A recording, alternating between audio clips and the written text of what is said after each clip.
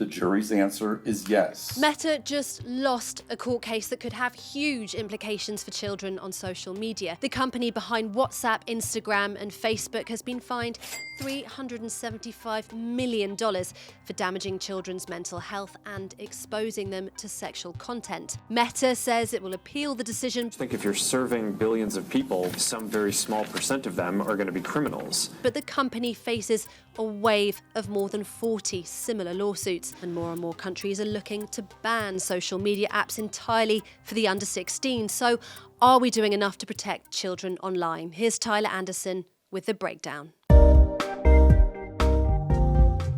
Did Meta act willfully by engaging in an unfair or deceptive trade practice? The answer is yes. Our company is now Meta. Meta knowingly harmed children's mental health and hid what it knew about child exploitation on its platforms. That's according to a landmark decision from a jury in New Mexico. The jury heard from former Meta executives, engineers, and whistleblowers, with many claiming the company didn't do enough to protect young people.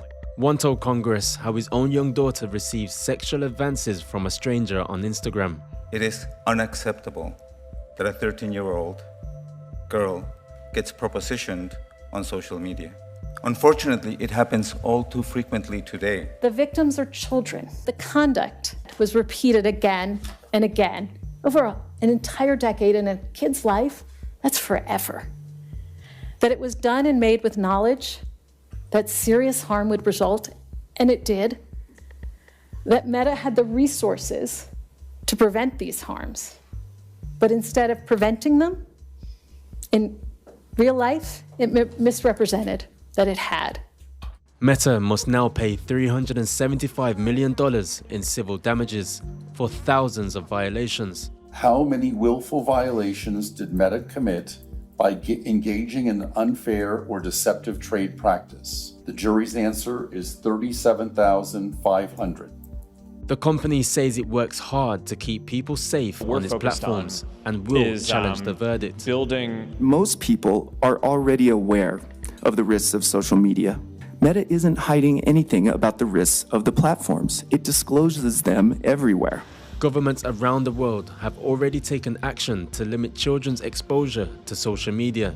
Australia has banned social media access to under 16s, and the UK government is currently consulting on plans to bring in similar measures. This will include the option of banning social media for children under 16 and raising the digital age of consent. That's a little too realistic. This week's verdict isn't the end of Meta's legal worries.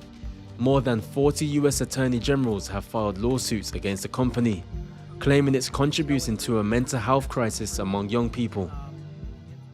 Thanks, Tyler. Now, this court case could have huge implications for social media across the world, but here in the UK, the government said it's going to trial social media bans and digital curfews for hundreds of teenagers. As well as that, a consultation is ongoing about banning social media for children here altogether. To break this down, I want to bring in Daisy Greenwell. She's a journalist who sparked a national campaign to ban smartphones for children under 14. Daisy, thank you very much for joining us.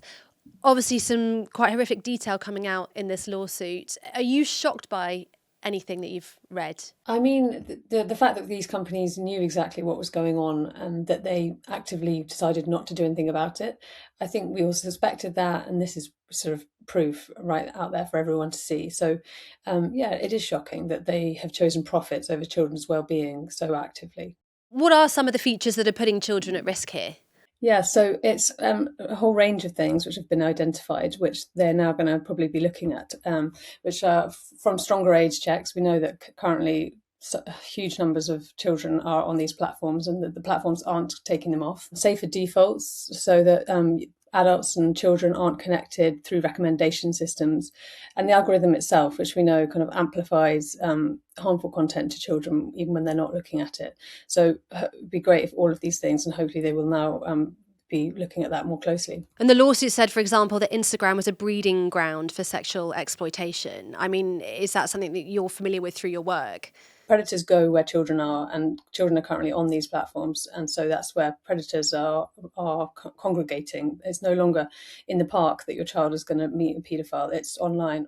And in terms of Meta knowing some of this and misleading the public about it. What's happened there? What this case showed is that internal whistleblowers said to the executives, we are worried about these things and we need to do more about it. And executives declined to do so because it would impact their own profits.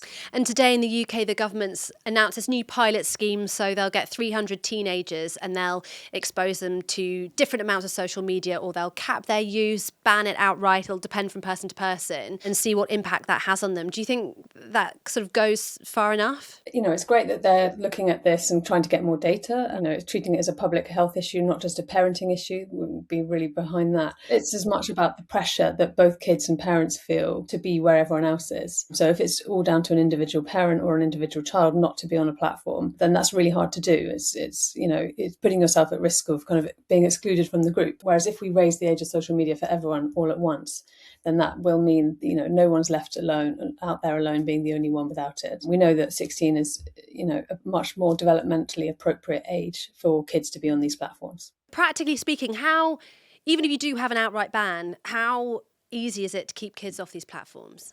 Making a rule isn't about having 100% compliance. It's about changing the social norm. So even if kids get around it like they do, some kids drink, some kids, smoke when they're not supposed to, it doesn't mean that we decide to discard all rules regarding drinking and smoking. You're obviously in touch with so many parents about this all the time. Can you tell us about some of the stories that you've heard, some of the concerns that people have about the harms for children who might be using these platforms? When you're on these apps, it's very hard to stop. And we lose hours and hours of our day to scrolling.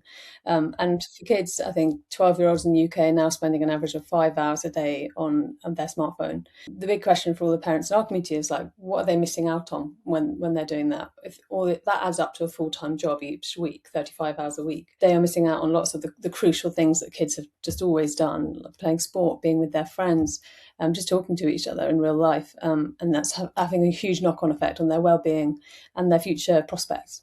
And psychologically, what impact do you think that has as well? Well, we know that there's been an explosion in mental health issues around the world ever since the dawn of the smartphone. Young people are the loneliest generation in history, even though they're the most connected.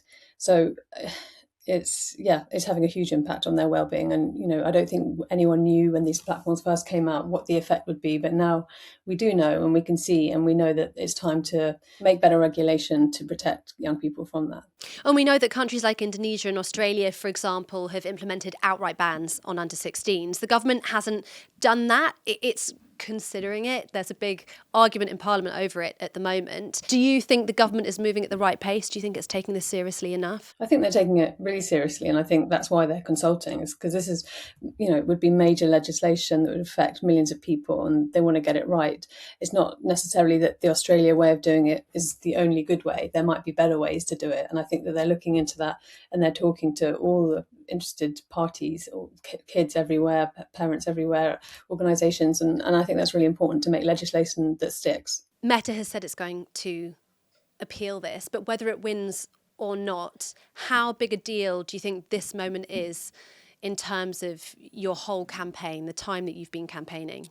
The political wins as such that everyone is thinking and talking about this issue right now, all across America and the UK, and countries around the world are falling like dominoes. Really, everyone's ready to do more, and I think this is our moment to get real proper change for kids everywhere. A whole generation of kids have been guinea pigs essentially in this experiment, a social media experiment, and I think it's time that we took a different path and chose a better digital future for kids. These platforms are only getting more and more addictive and more harmful, and the legislation that we've tried to enforce over the last decade hasn't made that much difference to children's lives, and so it's time we did something much bigger, much stronger, and if we lose this moment, if Labour don't do something now, shame on them essentially, because they've missed their moment, missed their chance, and everyone wants this, and it's time. All right, Daisy, thank you so much for speaking to us. That's The Breakdown. Thanks for watching. See you next time.